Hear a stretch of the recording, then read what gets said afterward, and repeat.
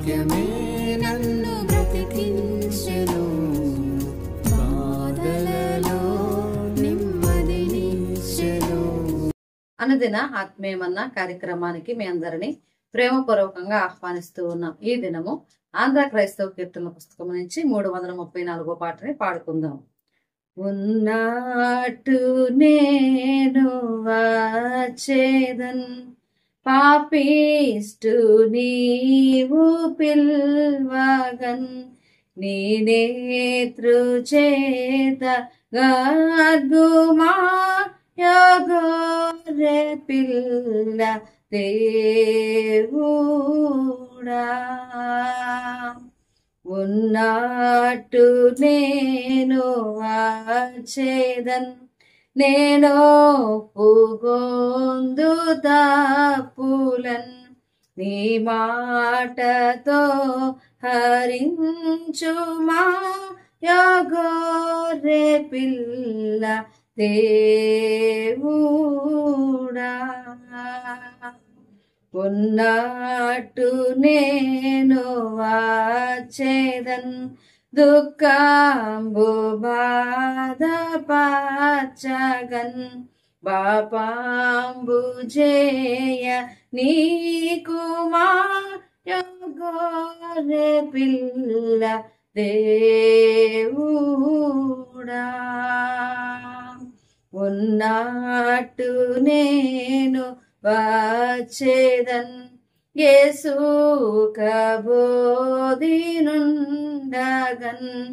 ఆత్మీయ దృష్టి నీయుమా గొర్రె పిల్ల దేవుడా.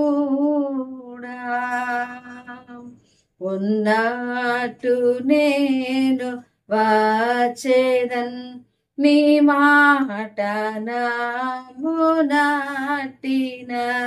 మన్నించి చేర్చు కొమ్మయా గొర్రె పిల్ల దేవుడా.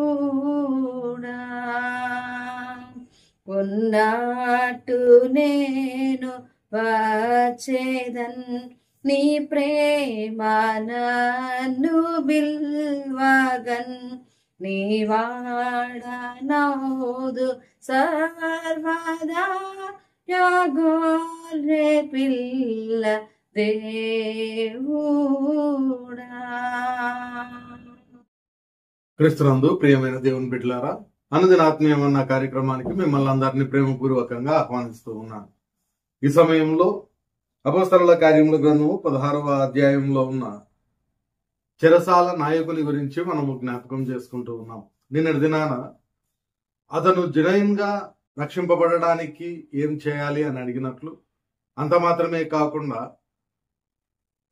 విధేయత చూపించి బాప్తిస్మం తీసుకున్నట్లు 2 విషయాలను మనం నిన్నటి దినాన జ్ఞాపకం చేసుకున్నాం. ఈరోజు మనం జ్ఞాపకం చేసుకుంటే ఆయన రక్షింపబడడం కొరకు ఏం చేయాలి అని అడగడంలోనే ఆ రక్షణ ఎందుకు ప్రాముఖ్యమైనది అనే సత్యాన్ని ఆయన గ్రహిస్తూ ఉన్నాడు. ఎందుకంటే ఈ లోకరీతి అయిన జీవితము అశాశ్వతమైనదని ఆయనకు అప్పుడే అర్థమైపోయింది. కాబట్టి శాశ్వతమైన జీవితము ఈ రక్షణ ద్వారానే కలుగుతుంది అని ఆయన విశ్వసించాడు. కాబట్టి రక్షింపబడడానికి నేనేం చేయాలి అనే మాట శిష్యులను అడిగినట్లుగా మనం చూస్తూ ఉన్నాం. కాబట్టి అది తెలుసుకోవడము, వెంటనే ఆయన తన ఇంటి వారు బాప్తిస్మం తీసుకోవడం అనేది మనం చూస్తూ ఉన్నాం. మూడవదిగా మనం జ్ఞాపకం చేసుకుంటే ఆయన వాళ్ళనందరినీ కూడా ఇంటికి తీసుకొని వచ్చి 34వ వచనంలో చూస్తాం, మరియు అతడు వారిని ఇంటికి తోడుకొని వచ్చి భోజనము పెట్టి దేవుని యందు విశ్వాసం ఉంచిన వాడై తన ఇంటి వారందరితో కూడా ఆనందించను. మూడవదిగా ఆయన ఉన్న లక్షణాన్ని మనం జ్ఞాపకం చేసుకుంటే, ఎప్పుడైతే దేవుని యొక్క కార్యాలను వారి ద్వారా తాను పొందుకున్నాడని గ్రహిస్తూ ఉన్నాడో, వెంటనే ఆ దైవజనులను తన ఇంటికి తీసుకొని వచ్చి ఆతిథ్యం ఇచ్చినట్లుగా మనం చూస్తూ ఉన్నాం.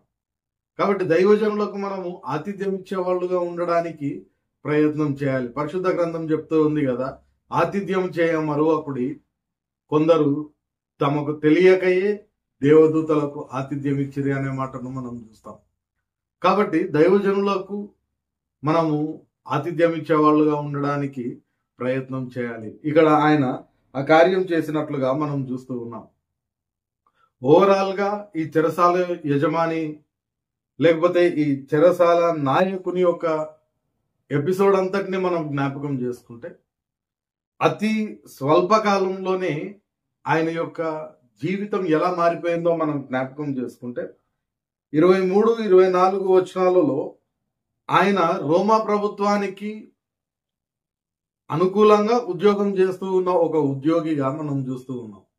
అంటే రోమా ప్రభుత్వానికి ఆయన ఒక నాయకునిగా పనిచేస్తూ ఉన్నాడు, చెరసాల నాయకునిగా పనిచేస్తూ ఉన్నాడు.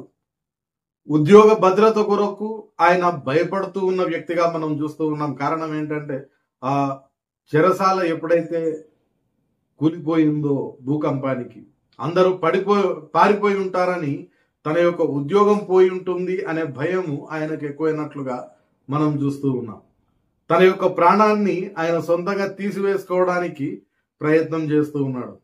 కానీ ఎప్పుడైతే క్రీస్తును తెలుసుకున్నాడో ఆయన జీవితం యొక్క మార్పును మనం జ్ఞాపకం చేసుకుంటే బాప్తిస్మం తీసుకున్న వెంటనే ఆయన క్రీస్తుకు దాసుడైపోతూ ఉన్నాడు.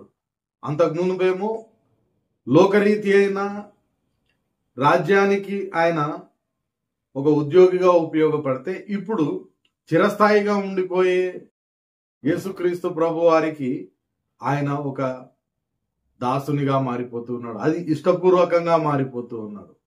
రెండవది, మొదటిసారేమో ఆయన తన యొక్క ఉద్యోగ భద్రత కొరకు భయపడిన వ్యక్తి అయితే ఇప్పుడైతే ఏ మాత్రం కూడా భయం లేకుండా క్రీస్తులో ఆనందం కలిగిన వ్యక్తిగా మనం ఇక్కడ చూస్తూ ఉన్నాం.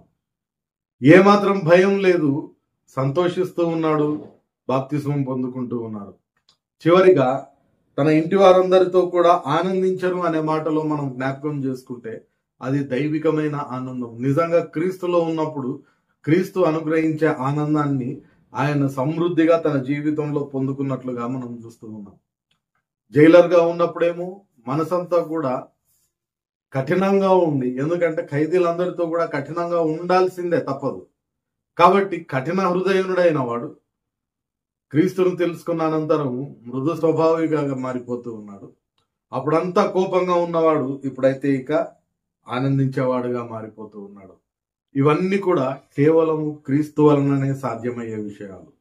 కాబట్టి క్రీస్తును మన సొంత రక్షకునిగా అంగీకరించడానికి ఏ విధమైన అవకాశం మనకు వచ్చినా మనం దాన్ని చేజార్చుకోవడానికి వీల్లేదు. ఆ దినాన ఆయన ఒకవేళ రక్షింపబడి ఉండకపోతే రోమా ప్రభుత్వం వారు ఆయనకు ఒకవేళ మంచి ఉద్యోగిగా సన్మానం చేసే వాళ్ళేమో, గుర్తింపు ఇచ్చే వాళ్ళేమో, కానీ నిత్య జీవాన్ని ఆయన కోల్పోయేవాడు.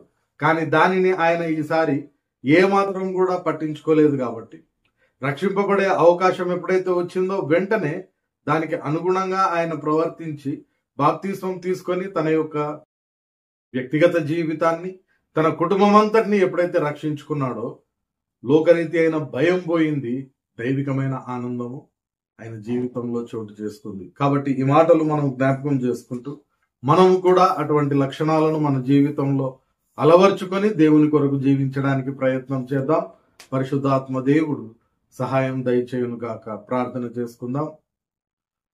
పరిశుద్ధుడైన దేవా, ప్రేమగల మా తండ్రి, మరొక పర్యాయము నేటి దినాన చెరసాల నాయకుని ద్వారా మీరు మాతో మాట్లాడిన మాటలను బట్టి నీకు వందనాలు చెల్లించుకుంటూ ఉన్నాం. ఆయనలోని లక్షణాలను ప్రభావం మేము జ్ఞాపకం చేసుకుని ఉన్నాం. మా జీవితాల్లో మేము వాటిని అలవర్చుకోవడానికి నీ కృప దయచేయమని వేడుకుంటూ, వినిన ప్రతి వారి హృదయంలో మీరు వాక్యం నాటి భద్రపరిచి ఫలింపజేయమని, మా దినమంతా ప్రభా చేసే కార్యక్రమాలన్నింటిలో తోడుగా ఉండి క్షేమకరంగా నడిపిస్తూ, నిశ్చితమైతే ప్రభా రేపటి దినాన మరొక పర్యాయము నీవు అనుగ్రహించే అనుదిన ఆత్మీయమన్న కృపను మాకు దయచేయమని యేసు పరిశుద్ధ నామమున ప్రార్థించి వేడుకొంచున్నాం తండ్రి. ఆమెన్. తండ్రి, కుమార, పరిశుద్ధాత్మ త్రియేక దేవుని సకల దీవెనలు సదాకాలం మనకందరికి తోడయుండి నడిపించును గాక. ఆమెన్.